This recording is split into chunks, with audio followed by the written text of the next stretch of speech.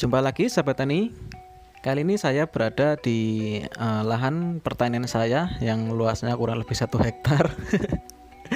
Bercanda ya sahabat tani. Ini saya nanam di bekas galian kolam ikan. Nah, itu sebelah ada kolam ikan dan ini saya pacul-pacul, saya cangkul-cangkul ya, dan saya tanami. Dan ini sebagai percobaan tentang pupuk foliar ya. Dan sekarang saya berada di sini menindaklanjuti dari video yang kemarin saya buat. Dan di situ ternyata banyak sekali yang berkomentar dan juga ada yang beranggapan bahwa kenapa tanaman itu subur atau berbeda setelah diaplikasikan pupuk foliar itu dikarenakan karena air yang jatuh dari sprayer lalu turun ke tanah, jatuh ke tanah ya, lalu diserap oleh akar, dan itulah yang menyebabkan tanaman berbeda pertumbuhannya ataupun jadi lebih subur. Oke, langsung saja mari kicap ya teman-teman.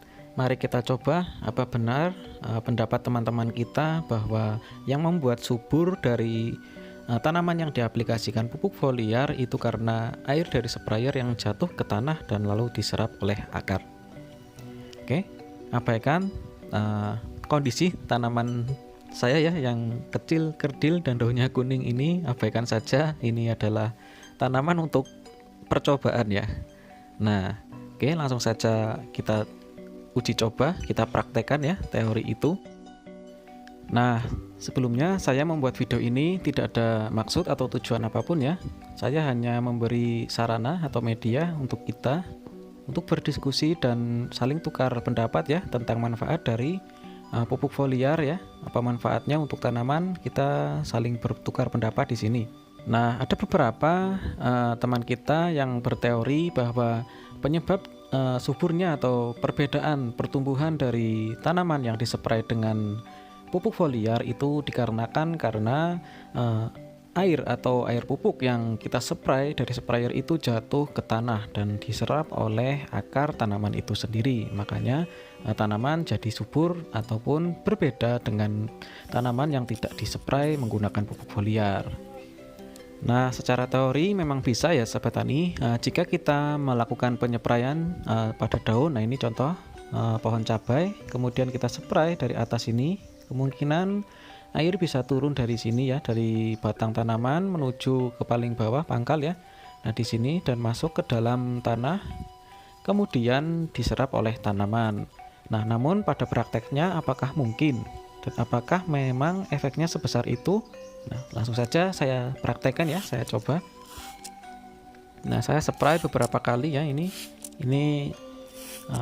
ukurannya itu untuk menyepray itu enggak sebanyak ini ya untuk tanaman. Jika kita menggunakan sprayer besar dan lahannya itu cukup luas, paling 1 kali jalan udah ya, tidak diulang-ulang. Nah, ini saya berulang-ulang kali sampai bagian bawah juga saya spray. Apakah ada air yang jatuh ke tanah ya. Nah, terutama melalui batang, apakah ada yang merambat dari situ? Kita akan cek dan lihat. Nah, ternyata bersih ya sahabat tani, tidak ada air satupun yang merambat ataupun mengalir ke bawah ya, atau turun ke bawah melalui batang. Hanya ada beberapa yang menetes ya dari daun, dan itu hanya beberapa tetes ya sahabat tani.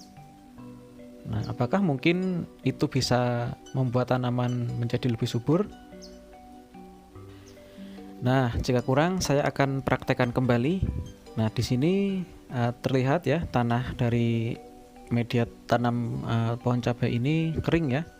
Nah, di sini ada pohon cabai dan tanahnya itu terlihat kering karena saya belum siram ya. Tapi akan saya spray dan saya akan lihat ya apa memang bisa atau memang berpengaruh ya air dari spray yang menetes dan menempel pada tanah yang kering seperti ini.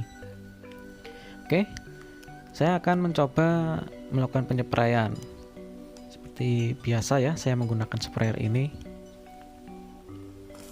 Nah, saya akan spray beberapa kali sampai benar-benar tanaman ini basah ya. Nah, silakan sahabat tani sambil mengamati apa pengaruhnya, apakah ada yang jatuh ke tanah dan bisa berpengaruh pada tanah. air dari sprayer ini dengan dosis spray yang bisa diketahui cukup kecil ya dibandingkan dosis kocor. Nah ini bisa sahabat tani lihat, setelah penyempraian pun keadaan tanah itu masih kering ya, tidak basah sama sekali. Sedangkan jika teorinya air dari sprayer itu jatuh ke tanah dan diserap oleh akar, pasti tanah harus basah karena akar dari tanaman itu berada di bawah ya, di bawah dari tanah ini. Nggak mungkin kan akar dari tanaman itu berada di atas atau di permukaan tanah. Nah, apalagi jika tanah ini menggunakan mulsa, nah itu lebih sulit lagi ya untuk menteorikan bahwa air dari sprayer atau pupuk dari sprayer yang jatuh ke tanah dan akan diserap oleh akar, itu yang membuat perbedaan suburnya tanaman yang diaplikasikan pupuk foliar. Nah, untuk yang lebih ekstrim lagi, saya akan langsung spraykan ya. Saya akan langsung spraykan sprayer saya ke tanah ya yang kering ini. Apakah bisa diambil kesimpulan bahwa tanaman bisa menyerap melalui akar? Nah nih lihat sahabat tani, cermati. Saya spray langsung ke tanah ini beberapa kali, ini banyak.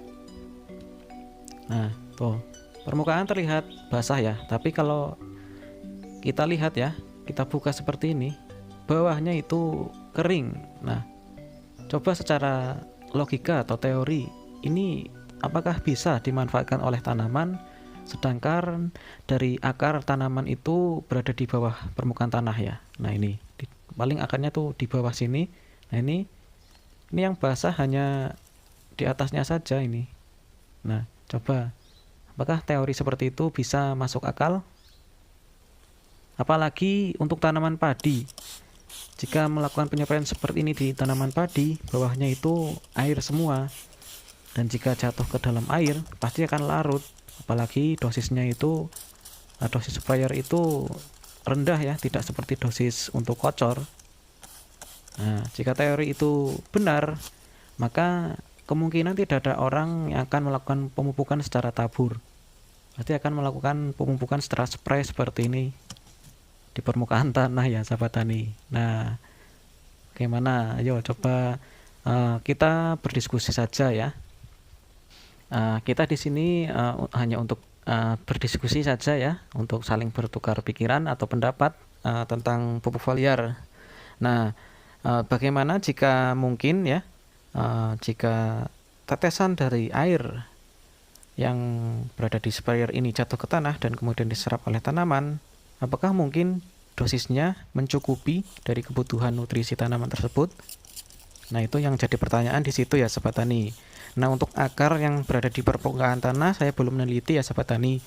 Apabila sahabat tani mengetahui apabila ada akar tanaman yang berada di permukaan tanah ya, terutama pada tanaman cabai, sahabat tani bisa berkomentar dan meluruskan apa yang saya praktekkan hari ini.